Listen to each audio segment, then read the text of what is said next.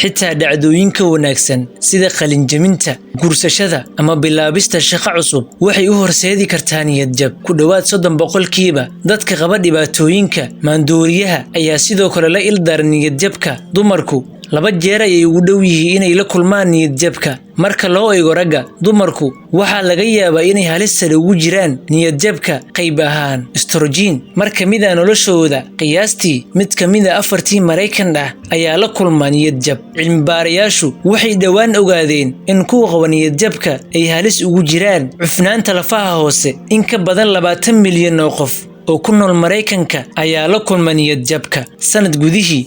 Dhaqaalaha suuqa ee dhisan sida Mareykanka, niyad jabku waa nooca ugu horeeya ee cudurrada dhimirka. Ilaa 15% dadka uu hayo nooc ka mid ah niyad jabka ayaa naftooda gaba sanad kasta. Sida laga soo xigtay Macadka Qaranka ee Caafimaadka, in ka badan 6% carruurta ayaa la kulma niyad jabka iyo 4.9% iyaga oo leh niyad jab weyn. Maskaxda dadka da'da ah waxay aad ugu nugul yihiin cilladaha kiimikeed. Waxay aad ugu dhowdahay inay la kulmaan niyad jabka marka loo eego dhalinyarada. Intii lagu guda jiray qarniyadii dhexe, dadka dhimirka ka jiran ayaa la arki jiray inay ku hoos jiraan shaydaan ama shaydaan kale. Magangelyadii maskaxeed ee ugu horeysay ee Mareykanka ayaa la furay 1773 gudaha magaalo ka tirsan gobolka Virginia.